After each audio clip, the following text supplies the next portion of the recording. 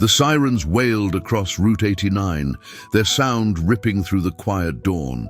The crumpled black pickup lay on its side in the ditch, windows shattered, metal twisted beyond recognition. Nearby, a thin, dirt-caked dog prowled in frantic circles, barking at anyone who came close.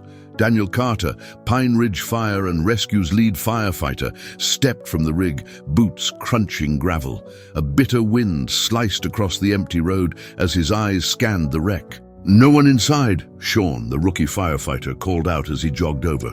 "Driver's gone, no sign of blood either." "Easy, boy," Daniel muttered, holding out his hands to calm the animal. The dog's fur was matted with mud and dust, its paws worn raw. Still, its eyes were clear and intelligent, locked onto Daniel like it had something to say. "Animal control's on its way," Sean said nervously. Daniel shook his head. "Hold off on that, something's not right." Daniel followed its gaze. The soil there had been disturbed, uneven as if the dog had been digging. "You see that?" Daniel asked. Sean blinked. "The hell's it digging for?" Daniel knelt and brushed dirt away with his gloved hands, revealing the edge of a wooden box. It was weathered but intact, buried deliberately. A knot twisted in Daniel's gut. Rex didn't come with buried boxes. This was deliberate. Sean glanced at him. "What the hell is that doing here?" "What kind of accident is this?" Sean whispered.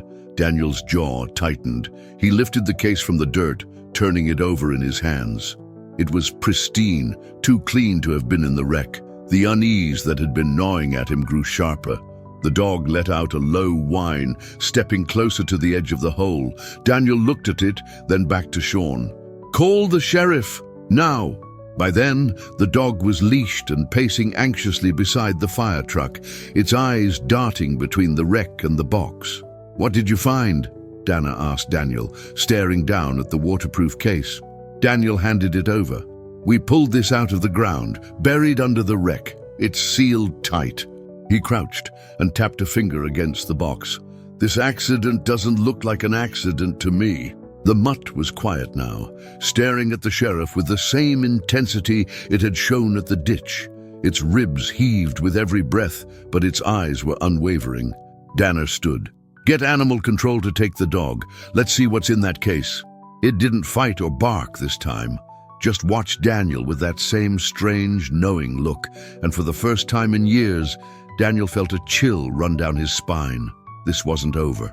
The waterproof case sat unopened on the sheriff's desk, its surface gleaming under the harsh light of the Pine Ridge police station.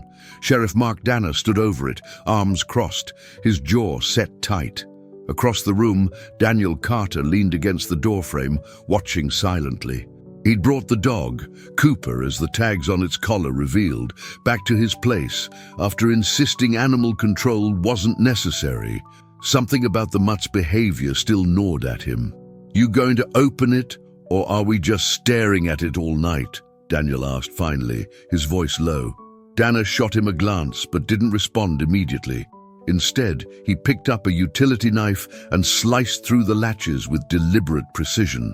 The case gave a faint hiss as it unsealed, the contents inside protected as if they'd been waiting for this moment. Inside was a thick bundle of papers, a small black notebook, and a USB drive sealed in a zippered pouch. Danner's hand hovered over the notebook first. He flipped it open, scanning the first page. Handwritten notes filled the lined pages, jagged scrawls that made Daniel's stomach tighten. Words like Apex samples, exposure risk, and cover-up jumped out in bold, frantic strokes. "What's all this?" Daniel asked, stepping closer.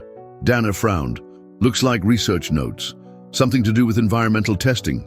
These terms, they don't mean anything to you?" If he was running tests or involved in some kind of project, this might explain why he went missing. The camera panned wildly as Travis's voice came through, hushed and frantic.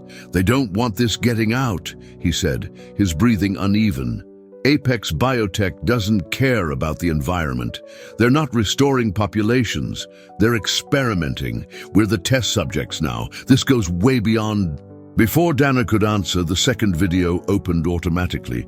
This time, it showed Travis standing near a chain-link fence, his face partially visible in the dim light. His voice was calm but urgent. "If you're watching this, I didn't make it out," Travis said, glancing behind him. "But this evidence can't die with me. Cooper knows. He always knows." "I don't know, but whatever Travis was onto, it scared the hell out of him, and now he's gone." He didn't know what the next step was, but one thing was certain. Travis's disappearance, the wreck, the buried case, it wasn't random. Someone had tried to bury the truth, and they might come back to finish the job. Daniel sat in his truck the next morning, staring at the police station's faded brick facade. His fingers drummed against the steering wheel as he debated his next move. Sheriff Danner had made it clear he wanted Daniel out of this. But something about the case, the videos, the dog, Travis's frantic notes kept tugging at him. Cooper, now seated in the passenger seat, let out a low huff, as if sharing his unease. "All right, buddy," Daniel muttered, grabbing his jacket. "Let's see what we can dig up." Daniel hoped it would hold answers too. He tied Cooper's leash to the railing outside and stepped in, the scent of old paper and dust filling his nose. An hour later, Daniel sat hunched over the microfilm reader, scrolling through old editions of the Pine Ridge Chronicle. The name Apex Biotech popped up more than he expected. At first, it was innocent enough. Partnerships with wildlife conservation groups, press releases about habitat restoration projects. But then the tone shifted. An article from 2 years ago detailed protests outside an Apex facility. Locals accused the company of polluting nearby rivers, killing fish, and harming livestock. A small paragraph near the end caught Daniel's attention. He had a hunch Travis wasn't just studying wildlife, he was trying to expose something much bigger. Back at home, Daniel spread the notes he'd taken on the coffee table. Cooper lay on the rug, his head resting on his paws, watching Daniel with quiet intensity. "So," Daniel said aloud, pacing, "Apex isn't just messing with the environment, they're doing experiments. Travis knew about it, and he had proof, but they didn't want it getting out." Daniel stopped pacing and knelt in front of him. "Cooper," he said, lowering his voice, "what did Travis mean when he said you know?" The house was cold and dark inside, the air thick with the smell of stale coffee and dust. Daniel's boots creaked against the wooden floor as he stepped in. "Travis!"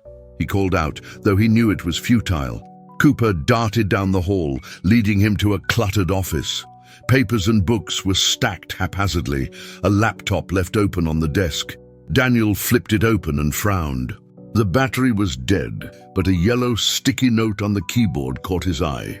Boxes and tools lined the shelves, but one corner was meticulously organized. A desk with files, a whiteboard covered in scrawled notes, and a locked metal cabinet. Daniel opened the files first. Maps of the region, marked with red circles, lay beneath photos of rivers and dead fish. Notes described chemical testing, mutations in local wildlife, and spikes in illness near Apex facilities. The whiteboard held a timeline, starting with Apex contracts awarded 2018 and ending with evidence secured last week. The key fit perfectly in the cabinet's lock. Inside was another waterproof case, identical to the one they'd found at the wreck. Daniel opened it quickly, revealing folders labeled Human Exposure and Phase 2 Trials. "This is it," Daniel whispered. But before he could process what he'd found, Cooper let out a low, menacing growl. Daniel froze, listening. Footsteps crunched outside. He closed the case, tucked it under his arm, and pulled the shed door shut just as a shadow passed the window. Someone else was here, and they weren't friendly. Daniel pressed his back against the wall of the shed, gripping the waterproof case tightly against his chest. Cooper stood at his feet, his low growl a constant vibration in the silent air. Outside, the footsteps paused, followed by the faint sound of shifting gravel. Someone was circling the house. Daniel's pulse quickened. He glanced down at Cooper and whispered, "Stay quiet." He scanned the shed for another way out and spotted a small window near the back wall, half covered by an old tarp. Quietly, he set the case on the floor and reached for the tarp, peeling it away to reveal the glass beneath. The window was jammed shut, its edges warped from years of neglect. He cursed under his breath and gave it a firm shove. The knocking on the door turned into the unmistakable sound of a hand testing the handle. Whoever it was, they weren't leaving. Daniel yanked the window hard, and it finally gave, creaking loudly. Cooper's growl grew louder in response. "Shh," Daniel hissed, gesturing for the dog to follow as he climbed through the narrow opening. He landed awkwardly on the damp ground outside, mud soaking through his jeans. Cooper followed, leaping gracefully out as the shed door rattled behind them. Daniel didn't wait to see if it would hold. He grabbed the case and bolted, keeping low as he moved toward the thick line of trees at the edge of the property. Cooper stayed at his side, silent and alert. Behind them, the shed door finally gave way with a loud crash. Daniel glanced back and saw a figure silhouetted in the faint glow of the porch light. The intruder was tall, clad in dark clothing, and moved with precision. This wasn't a random trespasser. "Move," Daniel muttered to Cooper, picking up speed as they disappeared into the woods. They ran until Daniel's lungs burned, weaving through the dense underbrush. Finally, he stopped behind a fallen log, crouching low to catch his breath. Cooper sat beside him, his ears perked and his nose twitching as he scanned the woods for any sign of pursuit. Daniel opened the case, fumbling to check its contents. Everything was still there. The folders, the incriminating reports, the damning photos. This was the proof Travis had risked his life to hide, and now it was in Daniel's hands. But it was also a target. Whoever was at the shed wasn't just after the files. They were after anyone who knew about them. He pulled out his phone, his fingers trembling as he dialed Sheriff Danner's number. It rang twice before the sheriff picked up. "Carter? What the hell?" "They're after the same thing Travis was hiding. Whoever this is, they're trained. Deputies showing up here is only going to make it worse. I'll meet you at the station in 20 minutes. Daniel kept his foot on the gas, glancing in the rearview mirror every few seconds. Cooper sat in the passenger seat, his body rigid and alert. When they finally pulled into the station's lot, Daniel felt a wave of relief. He parked close to the entrance, grabbed the case, and hurried inside with Cooper at his side. The night dispatcher gave him a puzzled look, but didn't say anything as he headed straight for Danner's office. The sheriff was waiting, his face grim, as Daniel dropped the case onto his desk. "This better be good," Danner said, his tone sharp. "Good? No," Daniel said, "but it's enough to put Apex Biotech out of business." "This is worse than I thought," he muttered. "If this gets out..." Daniel's truck idled behind the sheriff's station, its engine humming softly as the first hints of dawn broke over Pine Ridge. The files had been secured, locked away in the station's evidence room, but Daniel's nerves remained raw. Sheriff Danner had insisted they wait until morning to move forward, claiming they needed time to plan. Time, Daniel thought bitterly, was a luxury they didn't have. Cooper sat in the passenger seat, staring out the window, his ears twitching at every distant sound. The dog's alertness mirrored Daniel's own tension. The quiet was broken when Daniel's phone buzzed. He snatched it from the dashboard and saw an unknown number flash across the screen. "Hello?" he answered, his voice cautious. "Mr. Carter." The voice on the other end was calm, deliberate, male, with a smoothness that immediately set Daniel on edge. "I believe you have something that doesn't belong to you. They belong to the people you've poisoned." Sheriff Danner looked up from his desk, his face grim as Daniel slammed his phone onto the surface. "They called me," Daniel said, his voice low but heated. "Whoever they are, they know we have the files." "Then they're more organized than I thought. You want me to walk these files over to the Chronicle and hope they print it before Apex's lawyers shut them down." Danner tapped the desk. "I have a contact at the State Bureau. I'll make the call, but it's going to take time for them to send someone. Until then, we keep the files here and stay quiet. We can't give them a reason to act." Instead, he stretched out on a couch in the station's break room, with Cooper lying on the floor beside him. Sleep came in fits and starts, haunted by flashes of Travis's videos and the faceless figure who had broken into the shed. When he finally woke, it was to Cooper's growl. "What is it, boy?" Daniel asked, sitting up. Cooper's ears were pinned back, his body tense as he stared at the door. A moment later, Daniel heard it too, the faint crunch of footsteps outside the building. He reached for his jacket, where he tucked his sidearm. His fingers brushed the cool metal just as the power in the station went out. The sudden darkness was suffocating. Emergency lights flickered on in the hallway, casting faint red glows across the walls. Daniel's heart pounded as he moved to the door, opening it carefully. "Dana?" he called softly. No answer. Cooper moved silently at his side as they crept down the hallway toward the evidence room. The faint sound of breaking glass reached his ears, followed by the heavy thud of boots on tile. They were inside. Daniel's breath caught. He turned the corner and saw a figure standing at the evidence room door, dressed in black and holding a crowbar. The files weren't safe. "Hey!" Daniel shouted, raising his gun. The figure spun, his face obscured by a mask. He didn't hesitate, lunging at Daniel with the crowbar. Cooper snarled and launched forward, his teeth sinking into the man's arm. The intruder cried out, swinging wildly at the dog, but Cooper held on. Daniel stepped forward and aimed his weapon. "Get off him!" Daniel ordered.